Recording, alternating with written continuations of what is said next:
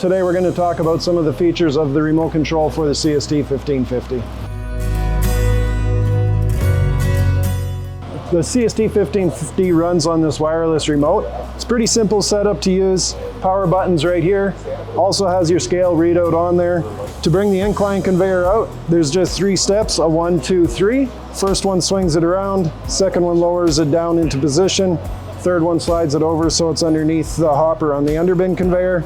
And then when you're done using it for the day, same idea, 1, 2, 3, puts the conveyor back into position.